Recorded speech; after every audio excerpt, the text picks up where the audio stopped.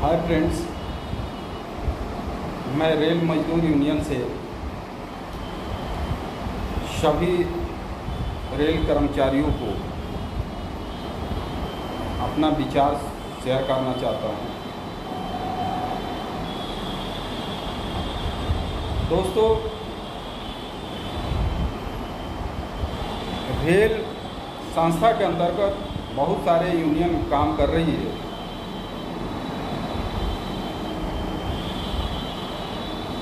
उसमें जीती भी यूनियन है। बहुत पहले चुनाव हो चुका था, उनके टाइम टर्म ख़त्म हो चुका है। हाँ, उसके बाद में भी उनकी जो फैसिलिटी है वो प्रशासन की तरफ से, रेल सरकार की तरफ से उनको मुहैया हो रही है, जैसे कि स्पेशल लीव है। ये सारे जो बेनिफिट्स हैं यूनियन उठा रही है। उसके बावजूद भी जो प्रशासन से अधिकार दिलाना चाहिए समय पर वर्कर को, वो पूरा नहीं हो पा रहा। इसलिए मैं कह रहा हूँ कि मैं खुद अपने विचार से नहीं कह रहा हूँ, बहुत सारे वर्कर मिले, इसलिए मैं एक वीडियो बना रहा हूँ। बहुत सारे वर्कर मिले, बोले कि सर यहाँ पर BDTS की बात कर रहा हूँ, बांद्रा टर्मिनस की, कि यहाँ पर यार्ड में कैंटीन की व्यवस्था नहीं है और ये कैंटीन बहुत 4-5 साल से बन रही है, अभी तक रेडी नहीं हुआ। यानी कैंटीन के बारे में कोई पूछने वाला नहीं है कि जो स्टाफ को तकलीफ़ हो रहा है, बाहर जाना पड़ता है। हाँ, उनको बहुत महंगे खाना बाहर जाके खाना पड़ता है या उसमें टाइम लगता है। हाँ, चाय पीने के लिए भी बाहर जाना पड़े, खाना खाने के लिए भी बाहर जाना पड़े। यानी जो दैनिक जीवन का उपयोग है, डेली का वर्किंग पीरियड, खाना खाने के लिए, चाय पीने के लिए, हाँ, तो ये सब काम के लिए बाहर जाना पड़ता है। जो रेलवे कंपाउंड है उससे बाहर जाना पड़ता है। उसमें क्या होता है कि बहुत सारे टाइम लगता है, जिसमें कहीं ना कहीं हम रेलवे को ग्रोथ में बाधा डालने का काम होने लगता है। इसलिए इस बाधा को दूर करने के लिए कंपाउंड के अंदर कैंटीन की व्यवस्था हो। जिधर यार्ड में लोग काम कर रहा है वहाँ टॉयलेट की व्यवस्था होनी चाहिए, जो अभी नहीं है। तो इससे भी टाइम की बर्बादी होती है। बहुत कम से कम 1-2 किलोमीटर से 0 पॉइंट पर आना पड़ता है वर्कर को टॉयलेट के लिए, पानी पीने के लिए। तो ये सारी चीज़ में जो टाइम लगता है, वो टाइम को सेव करने के लिए अगर हम साइड में यार्ड के उधर जिधर गाड़ियाँ मेंटेनेंस होती है वहाँ कहीं साइड में टॉयलेट की व्यवस्था कर दी जाए, बीच में प्यूरीफायर पानी की व्यवस्था कर दिया जाए, तो इससे क्या होता है कि टाइम हमारा बचता है। और टाइम बचने से क्या होता है कि रेलवे का आउटपुट ज़्यादा मिले। तो अभी तक जो है कि न पानी की व्यवस्था है, न टॉयलेट की प्रॉपर व्यवस्था है। हाँ, वहाँ से अभी सांता क्रूज तक अपनी गाड़ी की लंबाई जो है कि वहाँ तक यार्ड फैला हुआ है।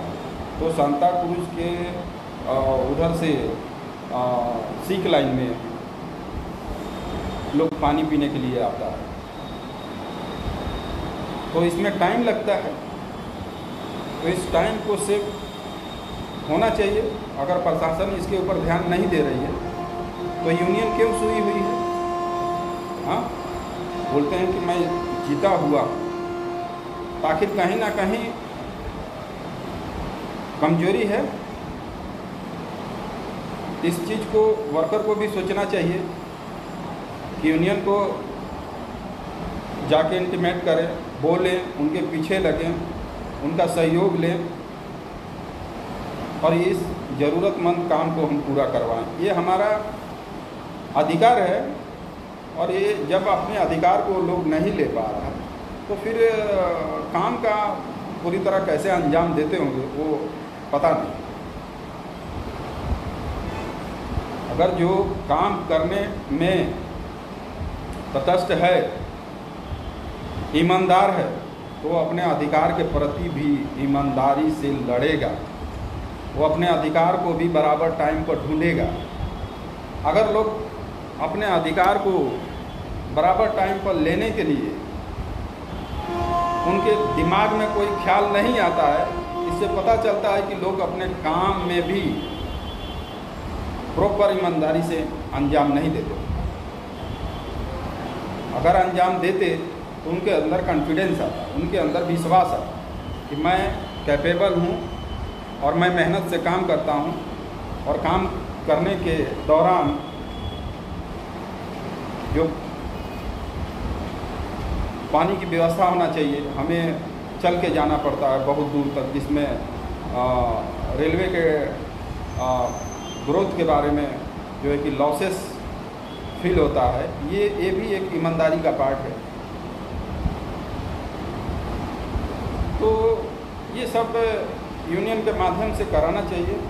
अगर यूनियन जीती हुई है, जो अभी सारे यूनियन का जो फैसिलिटी है जो सरकार की तरफ से मिल रही है और उस चीज़ को वो प्रॉपर तरीके से यूज कर रही हैं, अपने उपयोग में ला रही हैं, तो उनका ये भी दायित्व बनता है कि इस चीज़ को हम प्रशासन के सामने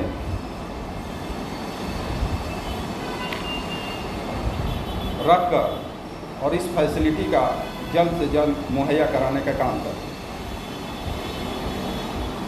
यार्ड में वर्कर को पैर धोने के लिए पानी की कोई व्यवस्था नहीं था, हमने कराया। जबकि हमारी यूनियन जीती हुई नहीं है, इसके बावजूद भी हमने काम कराया। तो इससे वर्कर को डिसाइड करना चाहिए कि ना लाइन ऑर्डर में रहते हुए भी ये यूनियन हमारी काम करती है, तो उनका मोरल एक बार रेल मजदूर यूनियन को सपोर्ट करना चाहिए, जिससे रेल मजदूर यूनियन इस प्रशासन के सामने खुलकर अपनी विचारधारा को रखें और कठिन से कठिन प्रॉब्लम को और बड़े से बड़े काम को एक सहज लैंग्वेज में और सहज भाषा में उनके सामने प्रेजेंट करके सॉल्व कराने का काम करें, जिससे रेल को आगे ग्रोथ पहुंचाने का काम करें। तो आगे रेल वर्कर को ये सोचना है कि इतने दिन से जो जीती हुई यूनियन है उनके साथ में रहकर देख लिए हैं। मैं ये नहीं कहूँगा कि उनको वोट मत दीजिए या उनका साथ न रहिए, उनके साथ रहिए।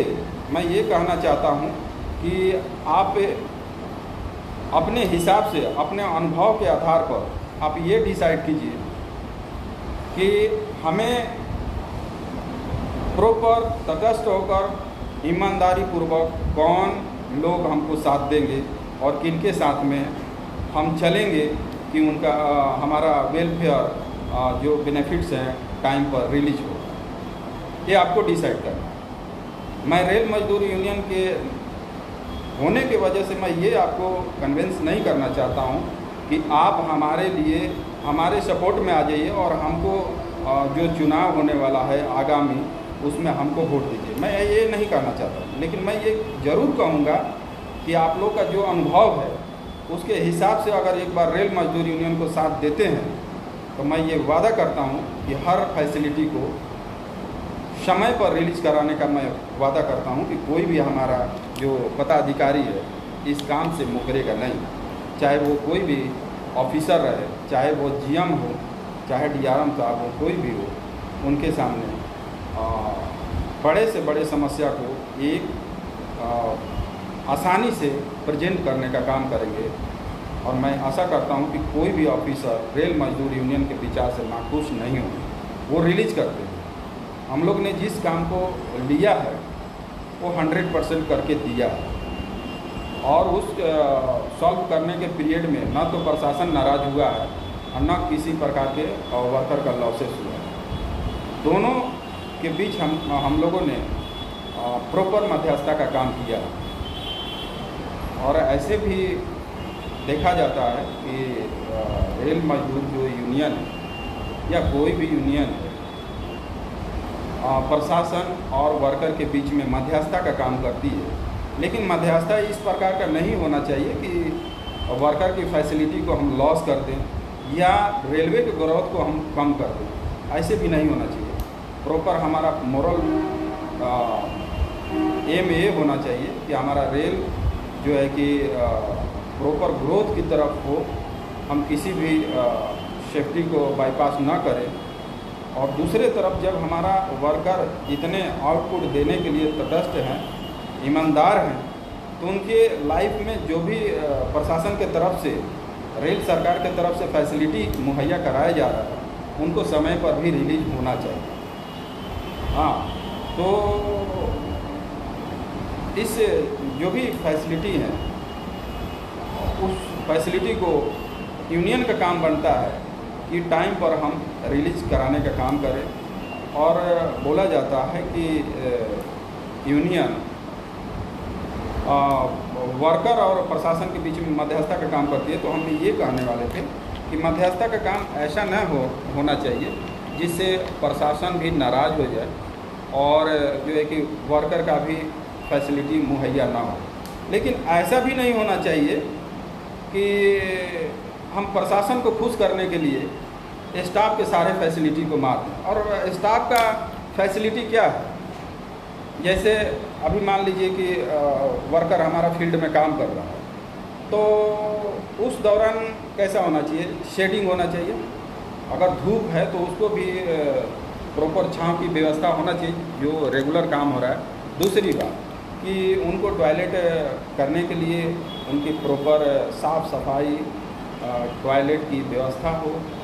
जहाँ संख्या ज़्यादा है, 500 है, 1000 है, तो उस रेशियो में कम से 10 या 10 कम से टॉयलेट की व्यवस्था हो और वो भी साफ़ सुथरा हो।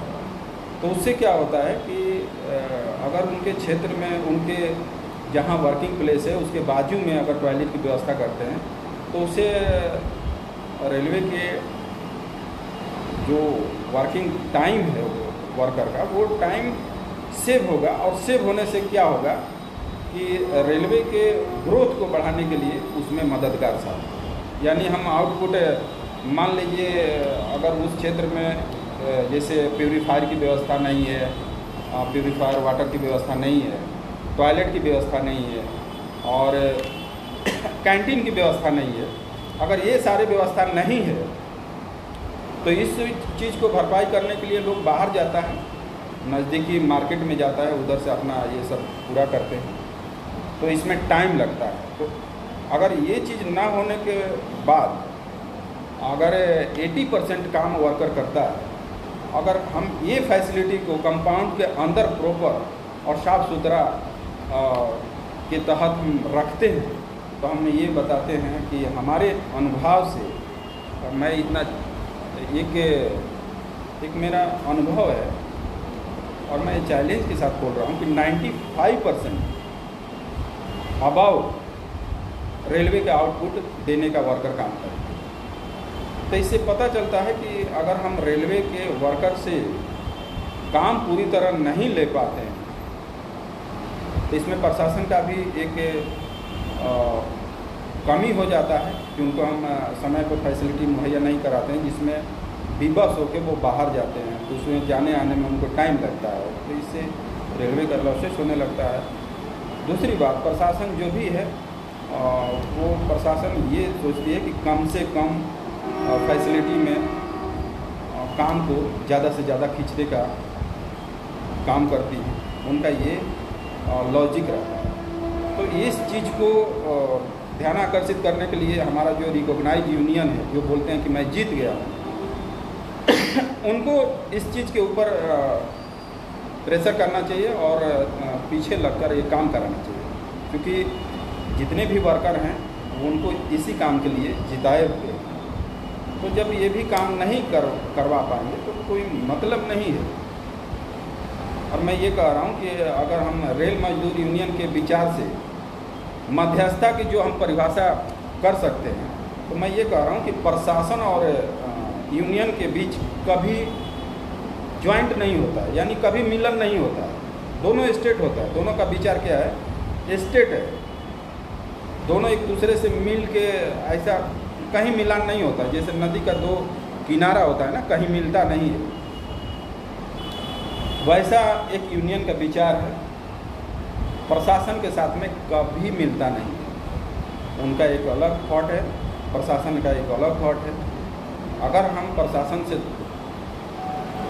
दोस्ती करें तो हम कह रहे हैं कि अपने अधिकार को आप बिल्कुल मांग नहीं पाएंगे। एक दोस्त से, एक आपको उदाहरण देता हूँ, जैसे कि मान लीजिए घोड़ा अगर घास से दोस्ती करता है तो ये समझ लीजिए कि या तो उसको जानकारी नहीं है इसीलिए वो उसको खा नहीं रहा है, या तो प्रॉपर नहीं है। यानी ये बोल सकते हैं कि अगर घोड़ा घास से दोस्ती करता है तो घोड़ा मर जाएगा। तो घोड़ा को क्या करना पड़ेगा, घास से दुश्मनी करना पड़ेगा। दुश्मनी का मतलब उसको मारना पड़ेगा, उसको खाना पड़ेगा, ठीक है ना। तो जब घोड़ा घास से दुश्मनी करेगा, यानी रुख रवैये को अपनाएगा, तब उसको खा पाएगा। उसे मोहब्बत करेगा तो नहीं खा पाएगा, इसका मतलब उसका पेट नहीं भरेगा। तो वैसे यूनियन है, अगर प्रशासन से इतना लगाव रखेगा तो वो अपने अधिकार को नहीं मान पाएगा। मैं ऐसा सोचता हूँ और यही रियल है। आपके बंदे उधर गए, तो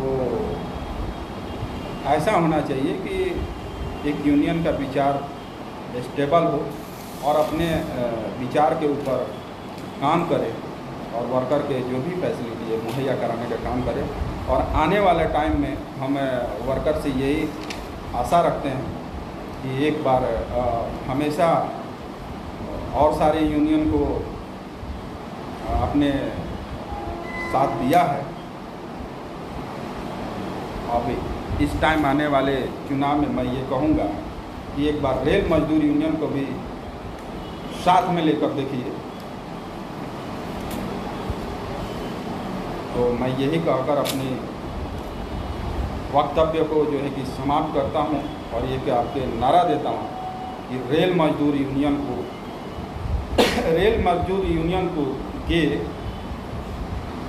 साथ दें, रेल मजदूर यूनियन को साथ दें और रेल मजदूर यूनियन का साथ लें।